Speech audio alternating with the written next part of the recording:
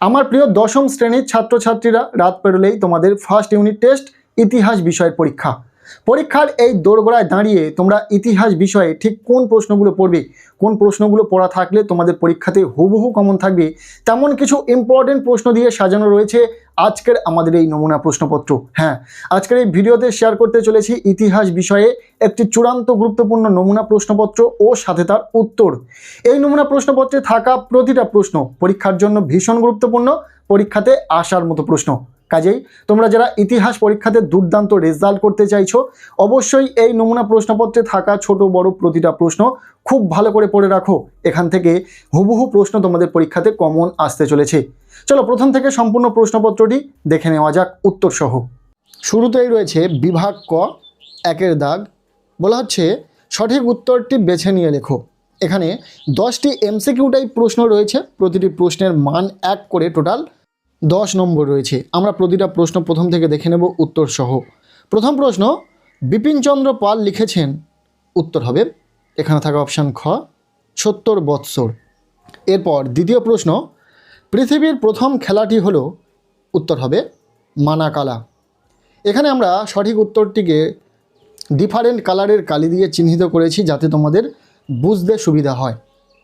Next 1.3-এর প্রশ্ন, শিক্ষাক্ষেত্রে চুঁইয়ে পড়া নীতিটি হলো, উত্তর হবে টমাস মেকেলের। 1.4-এর প্রশ্ন, হুতম পেঁচার নকশা গ্রন্থটি রচনা করেন, উত্তর হবে অপশান খ কালীপ্রসন্ন সিংহ। এরপর 1.5-এর প্রশ্ন, রামমোহন রায় অ্যাংলো হিন্দু স্কুল প্রতিষ্ঠা করেছিলেন কত খ্রিস্টাব্দে, উত্তর হবে 1821 খ্রিস্টাব্দে। 1.6-এর প্রশ্ন, সতীদাহ প্রথা রদ হয়, উত্তর হবে 1829 খ্রিস্টাব্দে। নেক্সট 1.7-এর প্রশ্ন, হুল কথার অর্থ কী, উত্তর হবে বিদ্রোহ। যে প্রশ্নগুলো এখানে দেখছো প্রতিটা প্রশ্নই কিন্তু পরীক্ষার জন্য ভীষণ ইম্পর্ট্যান্ট, খুব ভালো করে দেখে রাখো। নেক্সট, ভারতের প্রথম অরণ্য আইন পাশ হয়, উত্তর হবে 1865 খ্রিস্টাব্দে। 1.9-এর প্রশ্ন, ওয়াহাবি কথাটির অর্থ হলো, উত্তর হবে নবজাগরণ।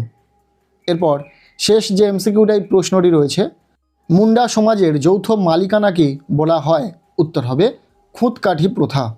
এমসিকিউ টাইপ প্রশ্ন শেষ, আমরা প্রতিটা প্রশ্নের উত্তর সহ আলোচনা করে দিলাম। এরপর রয়েছে প্রশ্নপত্রে বিভাগ খ, 2-এর দাগ। বলা হচ্ছে 2-1 কথায় উত্তর দাও। এখানে 6টি এসএকিউ টাইপ প্রশ্নের উত্তর লিখতে হবে, প্রতিটি প্রশ্নের মান 1 নম্বর করে, টোটাল 6 নম্বর রয়েছে। প্রথম প্রশ্ন, সোমপ্রকাশ পত্রিকার সম্পাদক কে ছিলেন, উত্তর হবে দ্বারকানাথ বিদ্যাভূষণ। দ্বিতীয় প্রশ্ন, মায়ের দেওয়া মোটা কাপড় গানটির রচয়িতা কে, উত্তর হবে রজনীকান্ত সেন। পরের প্রশ্ন, গোরা উপন্যাস কে রচনা করেন, উত্তর হবে রবীন্দ্রনাথ ঠাকুর। এরপর 2.4-এর প্রশ্ন, ভারতের প্রথম মহিলা চিকিৎসক কে ছিলেন, উত্তর হবে কাদম্বিনী গাঙ্গুলি। নেক্সট 2.5-এর প্রশ্ন, দামিন ই কোহ কথাটির অর্থ কী, উত্তর হবে পাহাড়ের প্রান্তদেশ। এরপর 2.6-এর প্রশ্ন, ফরাজি কথার অর্থ কী, উত্তর হবে ইসলাম নির্দিষ্ট বাধ্যতামূলক কর্তব্য। এসএকিউ টাইপ প্রশ্ন শেষ, আমরা প্রতিটা এসএকিউ টাইপ প্রশ্নের উত্তর সহ আলোচনা করে দিলাম। এরপর রয়েছে বিভাগ গ, 3-এর দাগ। বলা হচ্ছে 2-3টি বাক্যে উত্তর দাও। এখানে রয়েছে 2 মার্কের প্রশ্ন, 4টি প্রশ্নের উত্তর লিখতে হবে, টোটাল 8 নম্বর রয়েছে। এই 2 মার্কের প্রশ্নের ক্ষেত্রেও আমরা উত্তর করে দিয়েছি, তোমরা জাস্ট দেখে নাও।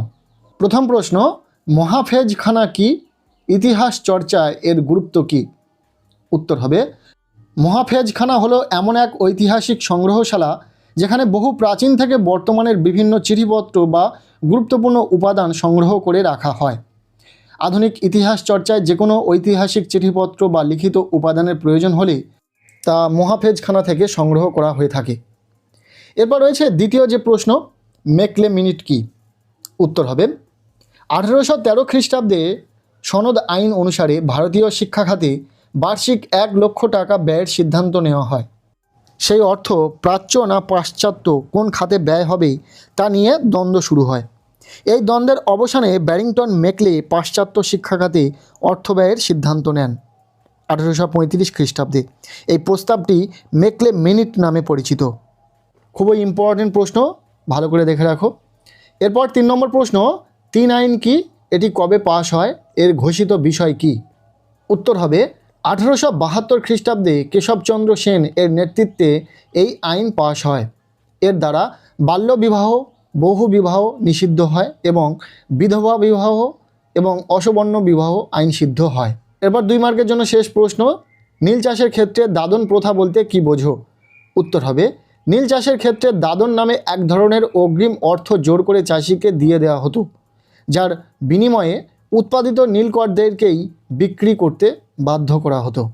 এরপর রয়েছে প্রশ্নপত্রে বিভাগ ঘ 4-এর দাগ, বলা হচ্ছে 5 থেকে 7টি বাক্যে 2টি প্রশ্নের উত্তর দাও।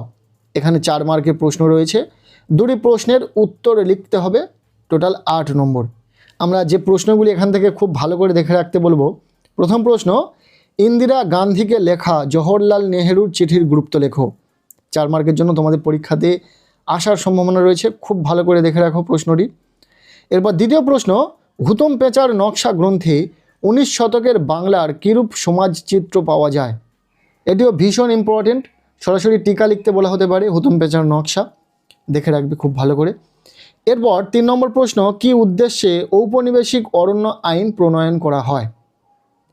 এই যে 3টি প্রশ্ন বলা হলো 4 মার্কের প্রশ্নের জন্য, তোমরা যারা যারা এখনও পর্যন্ত এই 3টি প্রশ্ন পড়োনি, খুব তাড়াতাড়ি পড়ে নাও, হাতে সময় খুবই অল্প। তোমরা জেনে থাকবে আমরা শুধুমাত্র ফার্স্ট ইউনিট টেস্টের জন্য কিছু গুরুত্বপূর্ণ প্রশ্ন বলে দিই না, অনেক যাচাই বাছাই, অনেক রিসার্চের পর প্রশ্নগুলো নিয়ে আসি। আমরা 2027 সালের মাধ্যমিক পরীক্ষাকে সামনে রেখে এই প্রশ্নগুলো তোমাদের জন্য নির্বাচন করেছি। কাজেই তোমরা প্রশ্নগুলি খুব ভালো করে পড়ো, ফার্স্ট ইউনিট টেস্টে তো কমন পাবেই, পাশাপাশি এই প্রশ্নগুলো তোমরা 2027 সালের মাধ্যমিক পরীক্ষাতেও কমন পাবে।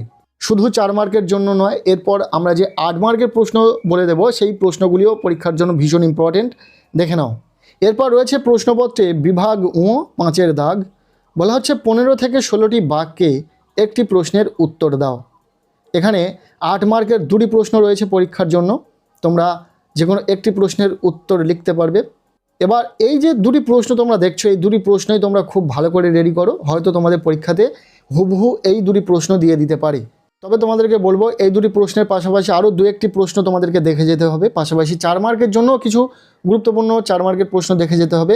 এখানে এই প্রশ্নপত্রে 3টি প্রশ্ন রয়েছে 4 মার্কের জন্য, তবে এর সাথে যদি আরও 3টি প্রশ্ন তোমরা দেখে রাখতে পারো তাহলে হুবহু পরীক্ষাতে কমন থাকবে। নেক্সট আমরা ভিডিওটি নিয়ে আসবো, যেখানে আমরা কিছু 8 মার্কের গুরুত্বপূর্ণ প্রশ্ন বলে দেবো এবং 4 মার্কের কিছু গুরুত্বপূর্ণ প্রশ্ন বলে দেবো। এই প্রশ্নপত্রে 8 মার্কের জন্য যে 2টি প্রশ্ন রয়েছে, প্রথম প্রশ্ন, নীল বিদ্রোহের কারণ ও ফলাফল আলোচনা করো, ভেরি ভেরি ইম্পর্টেন্ট। আর সেকেন্ড রয়েছে নারী ইতিহাসের ওপর একটি টিকা লেখো। এই 2টি প্রশ্ন তোমরা 8 মার্কের জন্য খুব ভালো করে রেডি করো, পরীক্ষাতে এখান থেকেই কমন থাকবে। সো কেমন লাগলো ভিডিওটি অবশ্যই কমেন্ট সেকশানে জানিও। ভিডিওটি ভালো লেগে থাকলে লাইক করে দাও, আমাদের এই চ্যানেলে নতুন হলে চ্যানেলটিকে সাবস্ক্রাইব করে রাখো, আর পারলে ভিডিওটি বন্ধুদের সাথে প্রচুর প্রচুর শেয়ার করে দাও। প্রত্যেকের ইতিহাস পরীক্ষা খুব ভালো হোক, সবার জন্য শুভ কামনা রইল।